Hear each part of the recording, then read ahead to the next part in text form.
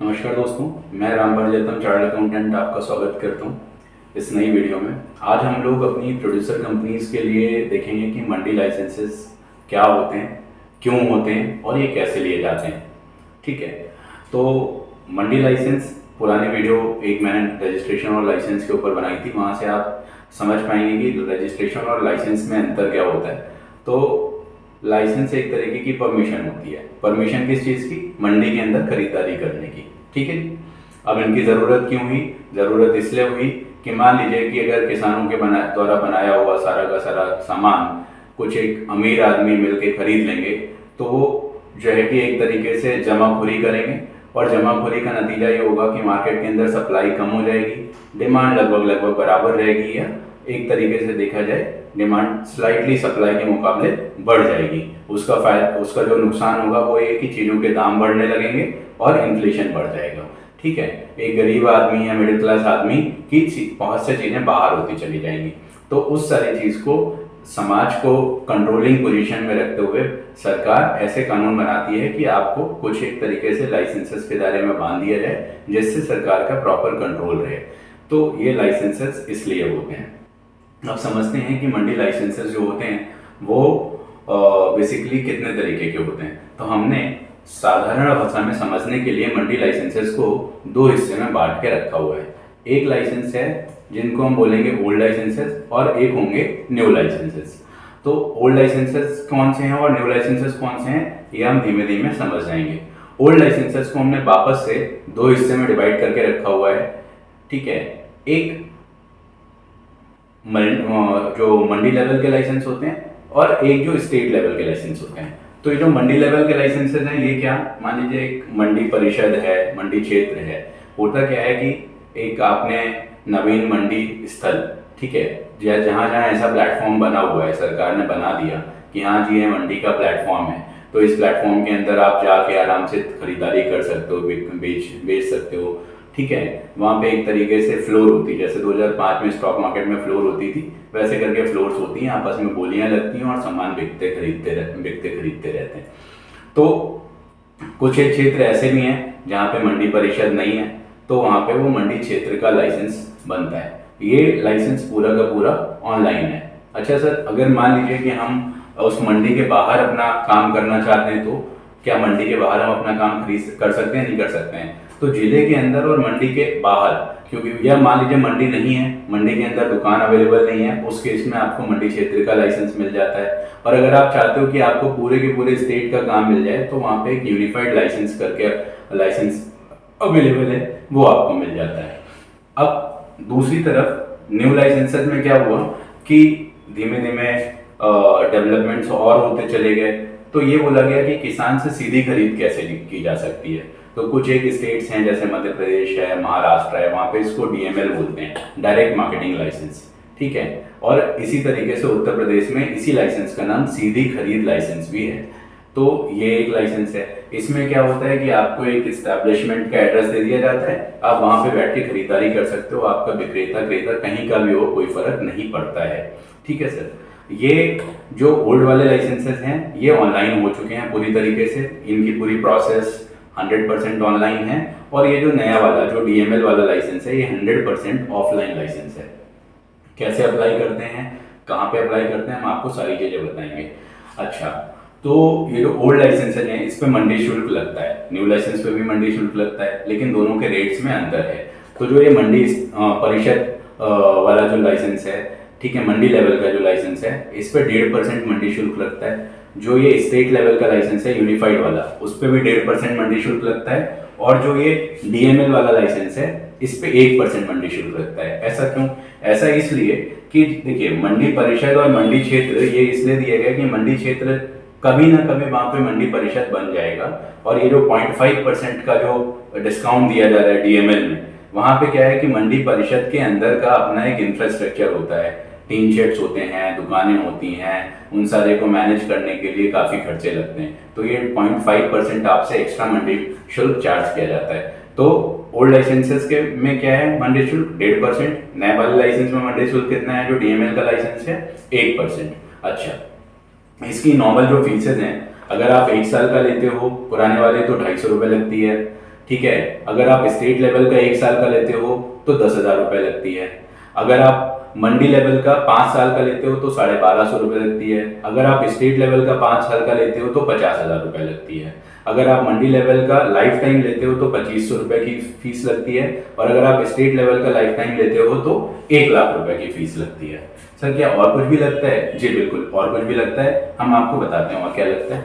आपको एक एनएससी का बॉन्ड, एक एनएससी लगाना पड़ता है 1,000 रुपए का। अगर आप डिस्ट्रिक्ट लेवल का, आप इसको मंडी लेवल की जगह इसको और अच्छे से समझने के लिए क्या याद कर सकते हो, सर ये डिस्ट्रिक्ट लेवल का लाइसेंस है, ठीक है जी।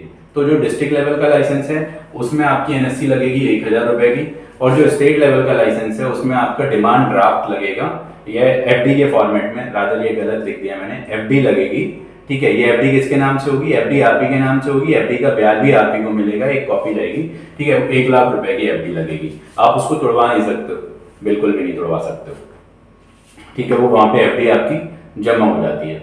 अच्छा, ये जो नया वाला लाइसेंस है डीएमएल वाला, डीएमएल वाले में सिर्फ 2 तरीके के, या तो आप 1 साल का लोगे या 20 साल का लोगे। 1 साल का लाइसेंस लेते हो तो 1,000 रुपए, 20 साल का लाइसेंस लेते हो तो 10,000 रुपए, और इसके साथ में 1 लाख रुपए की बैंक गारंटी लगती है। अब बैंक गारंटी कैसे बनवाते हैं? मान लीजिए आपके पास सिक्योरिटी है, आप बैंक के अंदर जमा कर दीजिए, बैंक आपको 0.25% के आसपास चार्ज करते हुए आपको एक बीजी लेटर बना के दे देती है, वहां से आपका काम चल जाएगा। ओके सर, क्या मंडी लाइसेंसेज और भी कई वैरायटीज के होते हैं? मंडी लाइसेंसेस देखिए बहुत वैरायटीज के होते हैं। एग्जाम्पल के लिए आप समझिए कि मैंने लिखा है कि ये 250 रुपए, 1250 रुपए और 2500 रुपए, मतलब 1 साल का 250, 5 साल का 1250 और लाइफ टाइम का 2500 रुपए। ये सेम फीस है किसके लिए? अगर आप कोल्ड स्टोरेज खोल रहे हो तो आपको एक मंडी का लाइसेंस चाहिए होगा, कोल्ड स्टोरेज वाला उसकी भी फीस वही जाएगी, ब्रोकर्स का, होलसेलर्स का और आड़तियाज का, उन सब की फीसेस सेम जा रही हैं। अगर आप गोडाउन बना रहे हो, अगर आप ट्रांसपोर्टर हो, तो उस केस में आपकी 1, 5 साल और लाइफ टाइम की 200 रुपए, 1,000 रुपए और 2,000 रुपए जाएगी।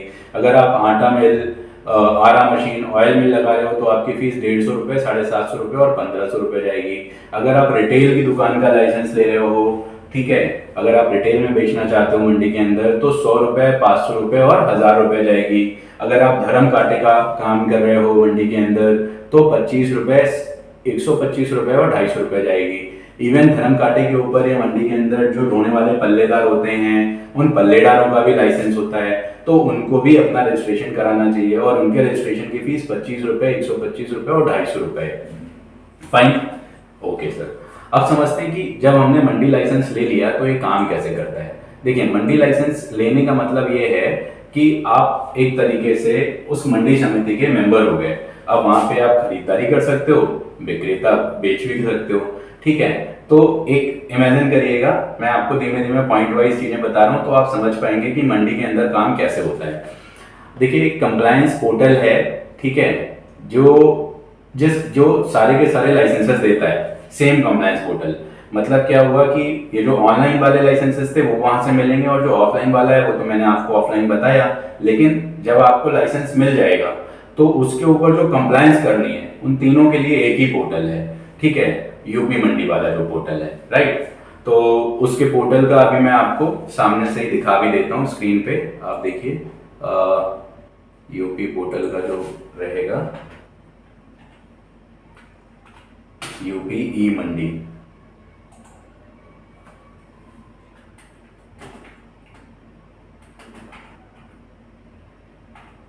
यूपी ई मंडी, ये यूपी के लिए है, eMandi.up.nic.in, ठीक है। इस वाले पोर्टल पे जाके आप अपनी जो है कि रजिस्ट्रेशन करा सकते हैं। ये आपका है eMandi.up.nic.in, ठीक है। यहाँ पे जो मैंने फीसेस बताई हैं वो आप यहाँ पे, जैसे आड़तिया का लाइसेंस आपको 5 साल का लेना है, आप यहाँ पे फीसेस अपनी चेक कर सकते हैं, ठीक है सर, ओके। अभी समझते हैं हम लोग वापस से आके कि यहाँ मंडी के अंदर प्रोसेस कैसे होती है। तो मंडी के अंदर देखिए, जब हमने मंडी का लाइसेंस ले लिया तो हमको एक स्टॉक रजिस्टर मेंटेन करना होता है कि हमारे पास किस समय कौन सा माल कितना रखा हुआ है। पहले ये मैनुअल होता था, आज की डेट पे यही चीज ऑनलाइन भी होने लगी है। क्योंकि मैनुअल होता था तो पहले मंडी बोलते थे, आज ऑनलाइन होने लग गई, ऑनलाइन प्लेटफॉर्म दे दिया गया इस सारी चीज को मैनेज कर लिए, इसलिए ई मंडी बोलने लग गए। मान लीजिए एक किसान जब एंट्री करेगा मंडी के अंदर तो उसको एक एंट्री पास चाहिए होगा। वो मंडी के गेट के ऊपर एक ऑफिस सा बना होता है, वहाँ पे अपने माल की एंट्री करने के लिए एक मंडी का एंट्री पास होता है। फिर वो बोली के माध्यम से किसान अपना सामान वहाँ के लाइसेंस लोगों को किसी को भी बेच सकता है, जो उसको ज़्यादा भाव देगा वो उसको बेच देगा। ठीक है जी।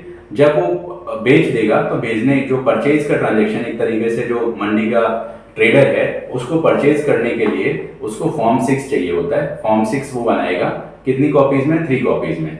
एक कॉपी किसान को दे देगा, एक कॉपी अपने पास रखेगा, एक कॉपी मंडी के पास में रख देगा। इस वाले फॉर्म में क्या लिखा होगा?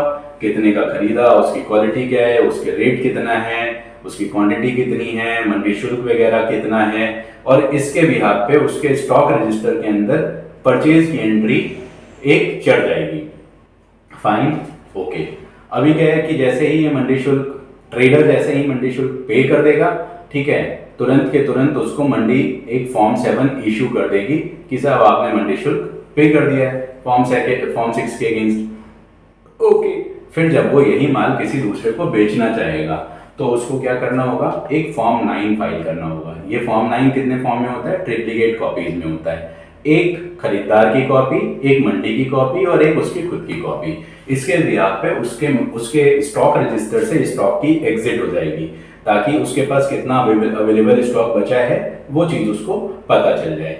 ठीक है। अब मान लीजिए कभी फॉर्म 6 आपका गलत हो जाता है, फॉर्म 9 आपका गलत हो जाता है, तो आपके पास में revise form 6 and form 9 file करने के प्रोविजंस भी अवेलेबल है।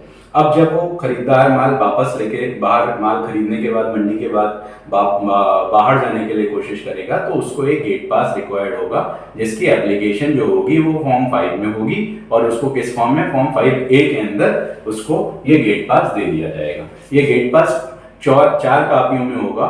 ठीक है। पहली कॉपी मंडी की होगी, दूसरी कॉपी दूसरी वाली मंडी की होगी जहां का वो खरीदार, जो भी खरीदार वाला आदमी आया है वहां उसकी मंडी में जाएगी। तीसरी कॉपी बायर की और चौथी कॉपी सेलर की। तो बायर कौन है? मतलब खरीदार की कॉपी, खरीदार की मंडी की कॉपी हो गई, सेलर की कॉपी और सेलर की मंडी की कॉपी हो गई। ठीक है सर, ये सारी चीजें होती हैं। अभी अब समझ लेते हैं हम लोगों के पेपर्स की रिक्वायरमेंट क्या है। आप ये समझिए कि अगर ओल्ड वाले किसी लाइसेंस को लेना है तो अपने को बेसिक केवाईसी लेनी है। अब जैसे मान लीजिए कि प्रोप्राइटरशिप फर्म हुई तो उसका पैन कार्ड, आधार कार्ड, और अगर कोई फॉर्म रजिस्टर कर रखी है तो उसका रजिस्ट्रेशन सर्टिफिकेट। ठीक है। जैसे शॉप एंड एस्टेब्लिशमेंट एक्ट में रजिस्ट्रेशन है, जीएसटी में रजिस्ट्रेशन है, तो वो सारी चीजें चाहिए होंगी। फाइन। अगर मान लीजिए कि कंपनी है तो कंपनी का सर्टिफिकेट ऑफ इनकॉर्पोरेशन, एमओए और एओए भी चाहिए होगा। पार्टनरशिप है तो पार्टनरशिप डीड भी चाहिए होगी। तो बेसिक जो उसके कॉन्स्टिट्यूशन डॉक्यूमेंट होंगे वो भी चाहिए होंगे। बेसिक केवाईसी सारे के सारे एप्लीकेंट्स की लगेगी। पार्टनर्स होंगे तो पार्टनर्स, चारों पार्टनर्स की लगेगी। एक पार्टनरशिप का रेजोल्यूशन वो भी लगेगा। जिस जगह पे आपका ये ऑफिस रहेगा, जहाँ पे आप ये सारी एक्टिविटीज कर रहे होंगे, राइट, उसके भी हमको लोकेशन डिटेल चाहिए होगी, प्रॉपर डिमार्केशन के साथ में, कि ये इस जगह पे है, लेफ्ट राइट में ये है, फ्रंट में ऐसा है। इस तरीके से पूरा एक केस चाहिए होगा।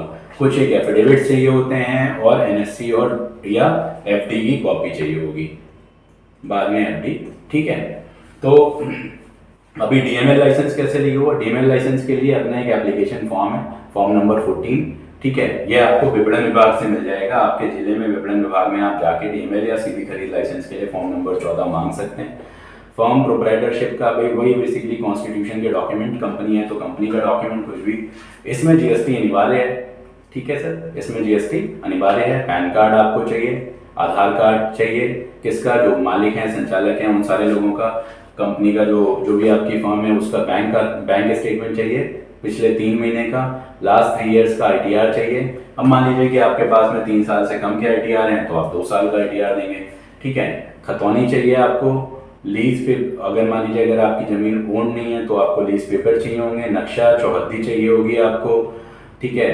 2 एफिडेविट 10-10 रुपए वाले, इन सारे के एक प्रॉपर सेट फॉर्मेट है। अगर आप बोलेंगे तो मैं आपको वो भी प्रोवाइड करा दूंगा। ठीक है। एक कंसेंट लेटर चाहिए होगा। फिर ये कृषि विपणन एवं कृषि निदेशक व्यापार लखनऊ के नाम से एक डीडी आपका बनेगा 1000 रुपए का, और 10,000, अगर मान लीजिए 20 साल के लिए कर रहे हैं तो 10,000 रुपए का। और यही विभाग है, मतलब जो सेंट्रलाइज एप्लीकेशन आपकी प्रोसेस कहाँ से होगी? डिस्ट्रिक्ट लेवल से। और आपका एप्लीकेशन इशू कहाँ से होगा? सर्टिफिकेट कहाँ से इशू होगा? सेंट्रलाइज, उत्तर प्रदेश की बात कर रहा हूँ मैं, लखनऊ से।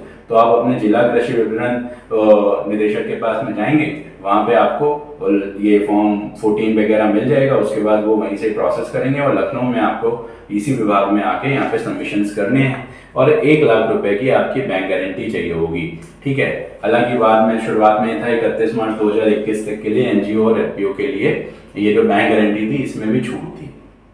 ये लाइसेंस इसलिए बेहतर है क्योंकि इसमें 0.5% की बचत हो जाती है और अभी मंडी के लॉज में कुछ और भी अमेंडमेंट्स आई हुई हैं, जैसे आप अपनी पर्सनलाइज मंडी बना सकते हैं। तो आपके पास अगर ज़मीन है, एक प्रॉपर स्पेस है, तो आप अपनी मंडी बना के उसको नोटिफाई करा सकते हैं। मंडी शुल्क वगैरह में भी आपकी सर्टन शेयरिंग रहती है, जिससे आपका जो भी बिजनेस मॉडल है उसकी एक एडिशनल सोर्स ऑफ इनकम भी डेवलप हो जाती है और लोगों को दूर मंडी जाने की आवश्यकता नहीं है। अगर आप ऑर्गेनाइज हैं तो आप उस मंडी के लिए मार्केटिंग करिए ताकि ज़्यादा से ज़्यादा खरीदार भी वहाँ पे पहुँच सकें।